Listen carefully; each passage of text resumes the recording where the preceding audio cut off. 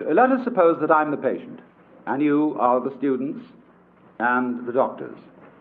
And I suffer from what you would call the delusion that I'm God.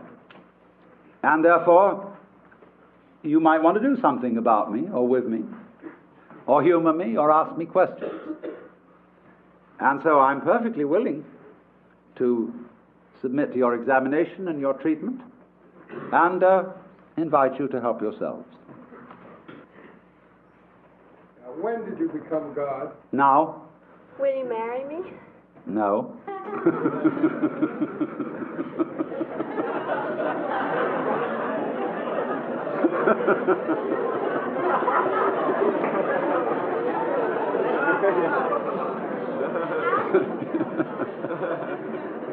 Yes. God, do you sleep on your stomach or your back?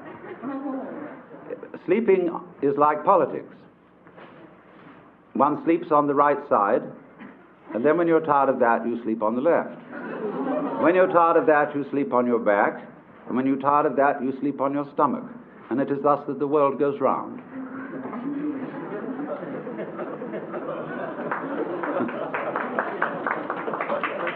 If you were God now, what were you yesterday? Now, How do you become God? you don't become God. Am I also God? Yes. Are we then the same person? No. What is God? Remember, 3 persons, but 1 God.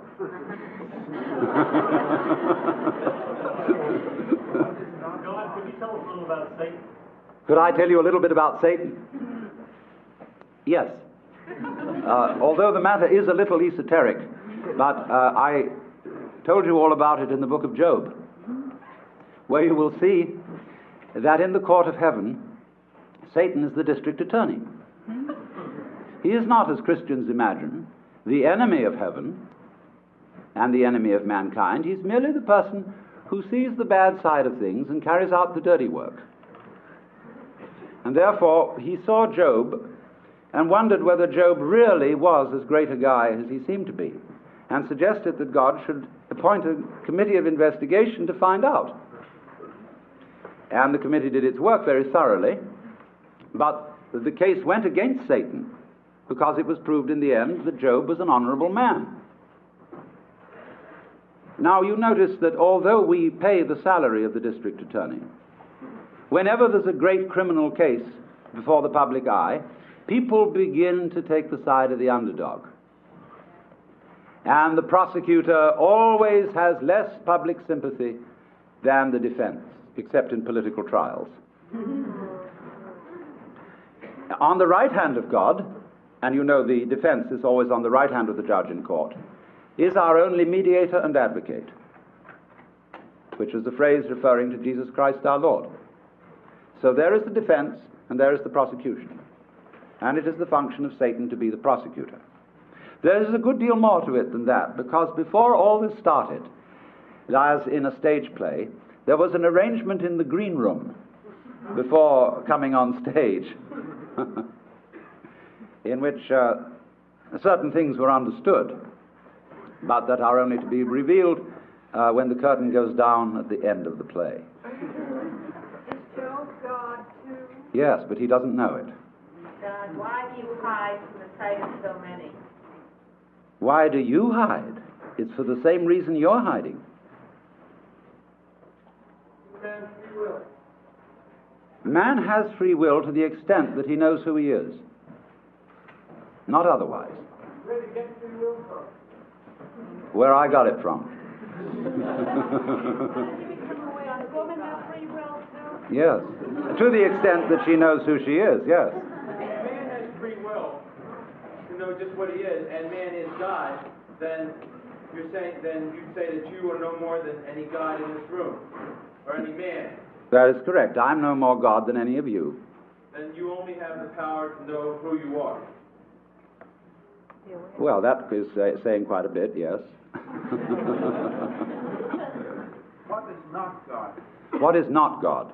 There is nothing that is not God. How do you learn who you are? It's like waking up from a dream. after a while one's experience begins to have what I would call a haven't we been here before feeling. Going round and round and round. And then you begin wondering, where am I going? And to answer that question, you have to try and find out what you want. And so I went into that very thoroughly. What do I want to happen? And, of course, as soon as you ask yourself that, you begin to fantasize.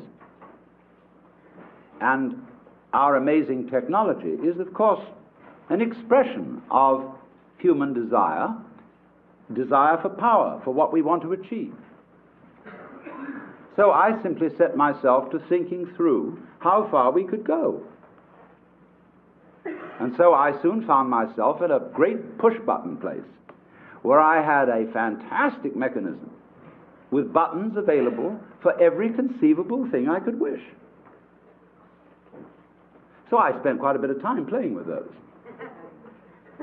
And science fiction wasn't in it. You know, you go going like that, and here is Cleopatra. And so on, you know, and then press this button, symphonic music in 4-channel sound, 16-channel sound, anything, you know, all possible pleasures are available. And when, you know, you're like everybody's dream of the Sultan in the palace, you suddenly notice there's a button labeled surprise. You push that, and here we are.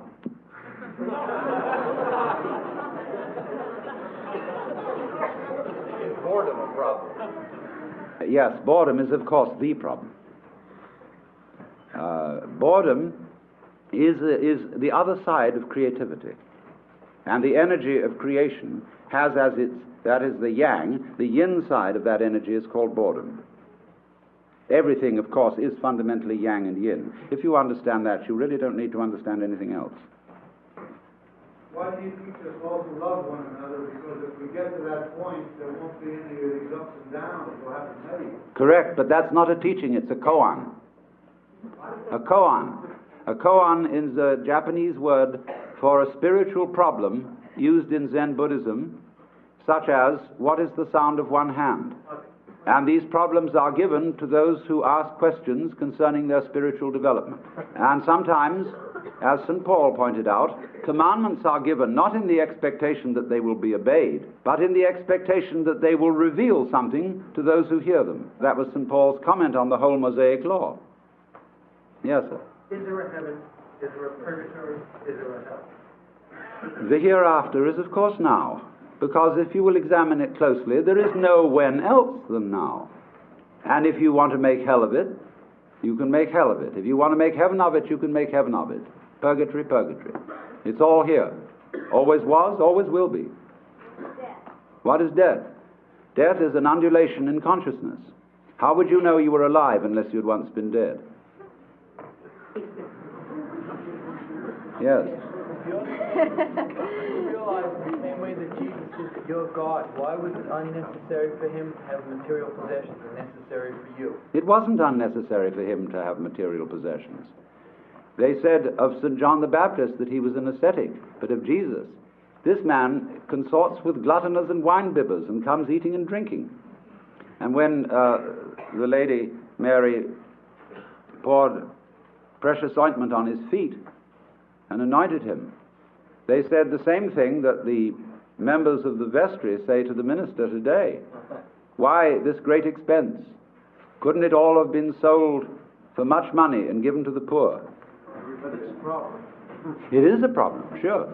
But you see, in many ways, when you get down to these very deep ethical problems, where there sure is no easy decision one way or the other, you must look at the problem from the point of view of an artist. Which way of doing this is in some sense greater? It may be better to go off with a bang than with a whimper.